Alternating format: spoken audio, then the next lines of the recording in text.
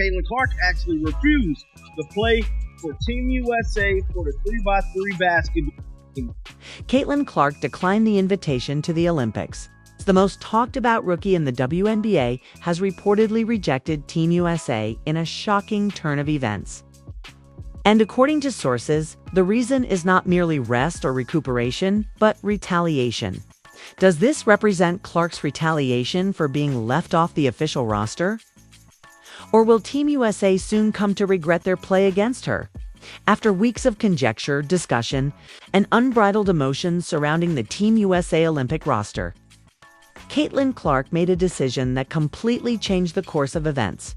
She would not be traveling to Paris as a star, a substitute, or even a shadow on the bench. Team USA... Big team? Right now? No, no. This past Olympics. Honestly, I have to just say that I respected the committee's job. I understood what was at play. I understood pros and the cons, I guess, if you want to lay it out that way. And I think at the end of the day, it's hard to criticize a gold medal. A lot of people see the final game against France. They see, only winning by a couple points, and they view that as some sort of indicator, but the reality is we've been having close games at the Olympics for years. I can attest to that. So that wasn't really that new. Winning a close game like that wasn't new. That USA called and Caitlin Clark declined. The rookie, who was predicted to be the WNBA's future face, abruptly stated that she is here to be appreciated, not to plead. The tension, the noise, and the disrespect that grew over time must be understood. Fully comprehend the weight of that decision. Caitlin Clark was not only left off the Olympic roster for Team USA, but her exclusion caused a stir in the sports media, polarized fans, and prompted more in-depth inquiries about bias, control, and what it means to earn a spot in a system created by veterans for veterans. She was offered a chance to play in the 3v3 and said no, and they were pissed off at that. Did Caitlin want to go to Paris for the 3v3 team? The answer from Clark and her team was simple: no. She did not want to go to Paris. Let's go back a few months. Caitlin Clark was already one of the most accomplished collegiate athletes in history, breaking records, drawing large audiences, and inspiring others. When she announced her intention to enter the WNBA draft, it was obvious that she would raise the bar. She was the spark, and everyone knew it. Her influence was immediate. Sellouts, the highest jersey sales, national broadcasts, and media coverage the league had never experienced before. Therefore, there was immediate outrage when the official team... On her game, Caitlin Clark and the revolution in women's basketball. Women's sports. Caitlin Clark turned down a chance to play for the USA 3-on-3 Olympic team after being left off the USA Olympic list was released, and Clark's name was missing. How do you leave out the most talked about athlete in women's basketball? The person who may have introduced more people to the sport in a single year than anyone else in a decade. Fans were incensed, sports talk programs went wild, and debates raged on Twitter and TikTok. Although the explanations were given promptly, they were unsatisfactory. Some cited chemistry issues with the current Team USA veterans. Some claimed she needed experience, and still others stated she wasn't ready. However, to Clark's admirers, it felt more personal and like something else entirely. "You're good, but not one of us yet," was the booming message. Leaving her off was more than just a basketball decision. It became symbolic. For many, it felt like a generational wall was being erected. It's the old guard trying to denigrate the new, and the same gatekeeping that had long characterized women's sports was now being used to keep out the very star who could help elevate it. The alternate offer then surfaced, according to several accounts. SA Basketball discreetly approached Clark's camp with a proposition when the roster criticism became more vocal: come to Paris as a practice player. This person would not be a full roster member or an injury replacement, but rather a sparring partner, a warm body for scrimmages, or an extra. The idea was to keep her near, possibly obtain a picture, and make the headlines subtle. But Clark's camp politely, firmly, and now formally declined. "No," Caitlin Clark said. and the internet blew up once more the moment that decision was made. But it was respect this time, not just rage. Because it became evident that Caitlin Clark isn't made to be someone's token, regardless of whether you love her, loathe her, or are still figuring her out. Her refusal was a power move, a line in the sand, statement that she wouldn't compromise to please you if you don't perceive her worth. It wasn't sentimental or petty. Some referred to it as principle, while others termed it retaliation. But the truth was both. Caitlin refused not only Paris, but also the politics of appeasement, being used for marketing without being given a chance and playing by rules that weren't designed for her in the first place by turning down Team USA's other offer. And that choice had a more profound effect than anyone anticipated. Veteran athletes voiced their opinions both publicly and privately. Some thought she should have played the long game, while others respected it. One WNBA player wrote, "Sometimes you eat what's served until it's your kitchen." It may have been a subtle jab, but it also served as a reminder that Clark is navigating a path that few others have ever had to follow. She is young, white, extremely popular, and from a college program that was treated like royalty. She is now entering a professional world with its own unwritten rules, where waiting your turn and keeping quiet are ways to gain respect. However, that has never been Caitlin Clark's style. She didn't ask to be the face of women's basketball, but now that she isn't letting it go. This is the same athlete who pulled up from the logo in crowded arenas with millions of spectators. The same player who faced the best in the country and broke records. Perhaps that is the reason this narrative is so polarizing. Team USA, a dynasty of domination, tradition, and gold medals, on the one hand, and a 22-year-old rookie who won't accept crumbs even from giants on the other. Uncomfortable and disturbing. Therefore, this moment is about a change in the culture of women's basketball, not simply about one player missing the Olympics. Fans have pleaded for years for celebrities to act like celebrities, to demand better, to speak boldly, and to abandon the overly controlled, polite media personas. Now that one has actually done so. The system is unsure of how to handle it. The league will reevaluate how it safeguards and promotes its future icons. Sponsors will either lean in or back off. And USA Basketball will have to consider how it defines team chemistry and whether it's a code for maintaining comfort rather than competition as a result of Clark's decision. However, Caitlin Clark has made her decision. There will be no Olympic uniform, training camp, or practice team photo ops. Just one unambiguous message. Don't the background if you didn't want me on the front lines. If that's retaliation, perhaps it's what the game has always needed. The Globe didn't only react when Caitlin Clark formally declined the invitation to join Team USA as an alternative. It broke apart. Whichever side of the argument you were on, one thing was certain. She had taken a stance and the shockwaves were powerful. Some referred to her as brave, while others dubbed her immature. Talk shows used the opportunity to pose much more significant questions. Was Caitlin Clark punished for being too popular? Was she too white? Was she too young? Or was she just not? Ready? The media, already reeling from the initial controversy surrounding Clark's Olympic snub, now had more fuel than they knew what to do with. Major outlets released think pieces within hours. The sound was overwhelming. Rather than swallowing her pride and showing up as a background player, Clark, the nation that she knows her worth and that she is not here to be a maybe next time experiment. One camp praised her decision, saying that if she is good enough to draw record-breaking viewership and sell out arenas, she is good enough to starter, not show up at all. The audience, which was primarily composed of new WNBA fans, members of the mainstream sports media, and younger women who were motivated by Clark's self-assurance, praised her action as disruptive leadership. They compared her to Serena Williams, Megan Rapinoe, and even Kobe Bryant athletes who weren't scared to upset the status quo, even if it meant upsetting influential people. The opposing side, however, arrived and was equally noisy. Social media was inundated with criticism from veteran sports writers and former athletes.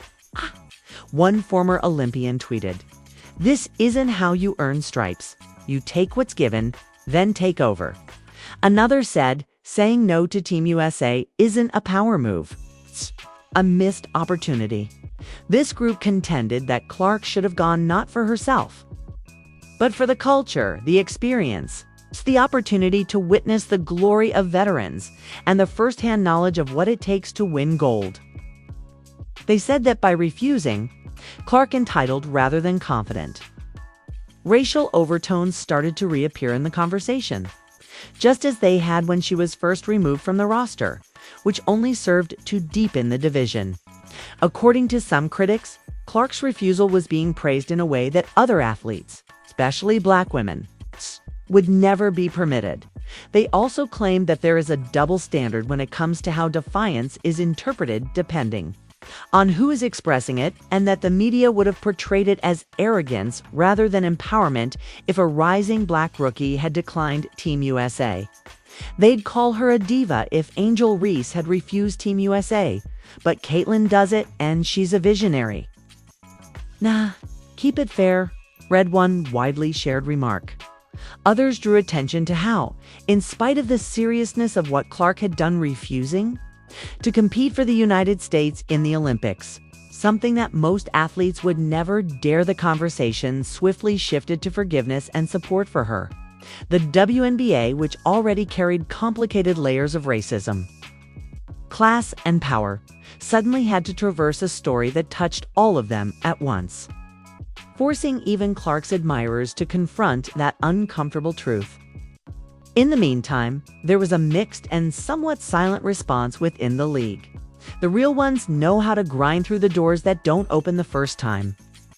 One current WNBA player tweeted, while another shared a video clip of Diana Taurasi, who did make the Olympic roster, with the phrase, "still the blueprint."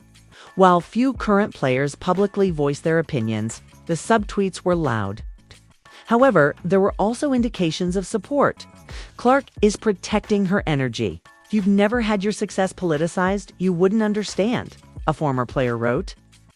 However, Caitlin herself remained silent, no remark, no Instagram post, no quote from an interview, and that quiet sparked even more conversation. Was she frightened? Or was she simply shrewd enough to let the world speak for her? In any case, the argument continued to heat up. Some claim that she will regret this choice, that she lost the opportunity to establish herself on the grandest platform and earn the respect that Team USA veterans could have bestowed upon her, and that she has now exacerbated the generational and cultural split within the league. Those who saw the big picture said that she needed to pull back, regroup, dominate the WNBA season, and return to the 2028 Olympics on her terms. They said that her refusal sent a message that Team USA couldn't ignore. "If you won't put me on the roster, you can't use me to create hype."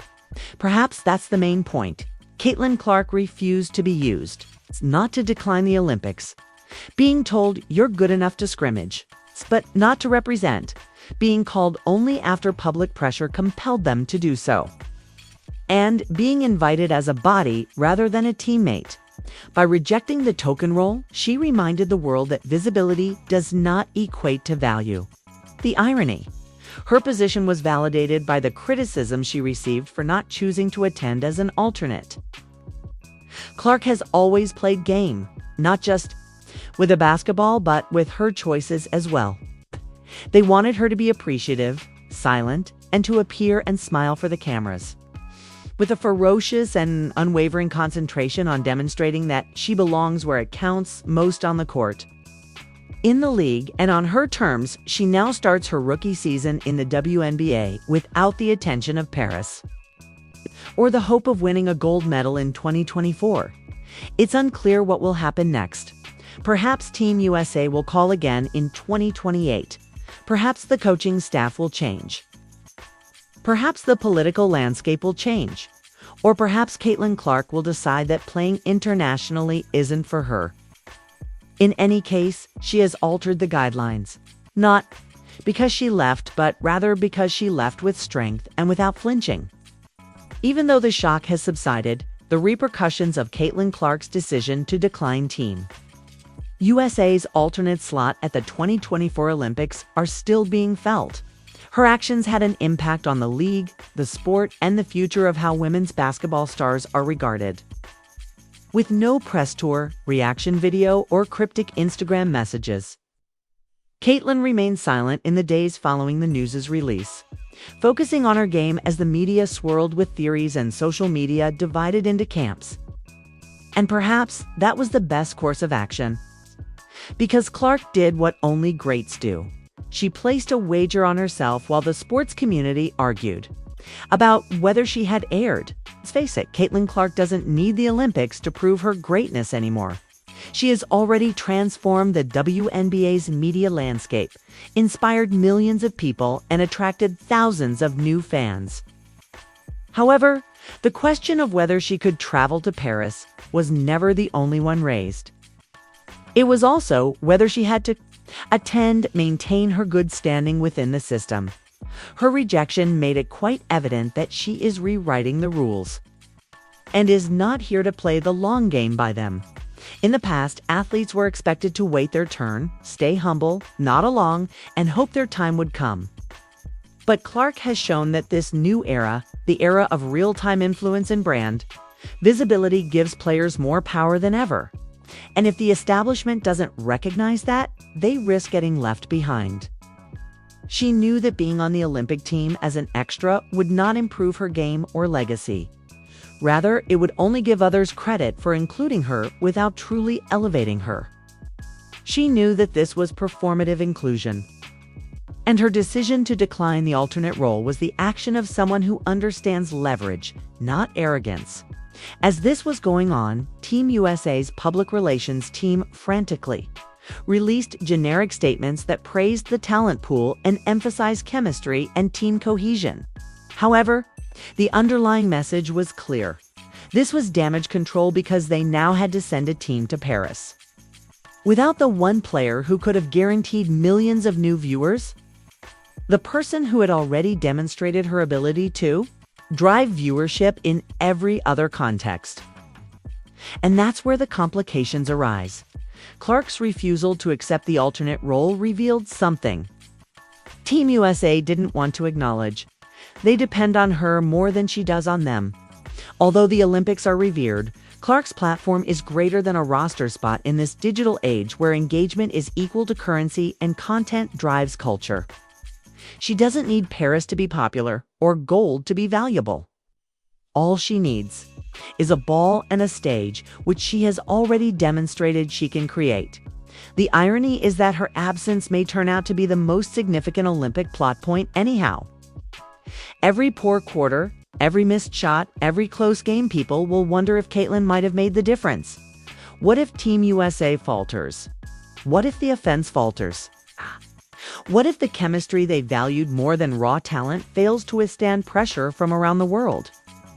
And while Team USA's decision will be validated if they win handily, it won't change the reality that the league's most talked about player chose not to attend, because there's no denying that Clark's no will reverberate for years. Sponsors are watching, networks are watching, young athletes are watching, most of all, other stars, present and future, are watching. Okay. And whether they agree with her or not, they cannot deny the courage it took to walk away from something that everyone is supposed to want. They are witnessing how one 22-year-old simply changed the balance of power in a space where even veterans are reluctant to speak up. And there is the unique aspect of Caitlin Clark's narrative. She is creating a blueprint in addition to a career for each participant who was instructed to wait their turn. Every newbie is supposed to be more reserved around the veterans. 4. Each woman who received a yes, but was given a maybe. It is now up to Team USA and the rest of the basketball community to deal with Caitlin's decision. She is young, so there will be more opportunities for her to compete in the Olympics. Already, there are rumors of a domestic Olympics in 2028. In Los Angeles, a massive media machine, and a redemption-themed plotline. Clark dominates the WNBA in the coming years. There won't be any debates, discussions, or alternates. Instead, she will be the first name on the list. But what if she isn't? What if politicians are still involved? What if, in 4 years, she is still surrounded by the same energy? She may just decline once more, and by then, she may no longer require the platform. Because Caitlin Clark has demonstrated that sometimes, moments when you say, "I know who I am, and I won't beg you to agree," are what create legacy rather than medals or ceremonies. By doing so, she became a member of a select group of athletes who put their own value ahead of fame, such as Simone Biles, who put her mental health above gold, Naomi Osaka, who left tournaments to preserve her peace, and Muhammad Ali, who refused to be drafted. The fundamental idea is the same. I own my story. You don't. Different stories, different stakes. What does this leave us with then? As the WNBA season progresses, the talk cools, but it never truly ends. And Team USA travels to Paris without Clark, because Caitlin Clark's actions were about limits rather than just basketball, which is revolutionary in a sport and society that frequently expects women to be content with scraps. People may not remember who won gold when they look back on this moment years from now, but they will remember the rookie who refused, the novice who recognized her worth before everyone else did, the rookie who remained composed under pressure, the novice who declined to serve as the soundtrack to someone else's history. Because sometimes taking the biggest stage in the world isn't the most daring thing to do. There are times when you have to walk away from something knowing that it will still find you. Caitlin Clark redefined her Olympic moment, so it's your turn now. Some call it respect, while others call it retaliation. Was rejecting Team USA a smart choice or a mistake? Leave a comment with your thoughts. We don't just follow the game here. We follow the people who alter it.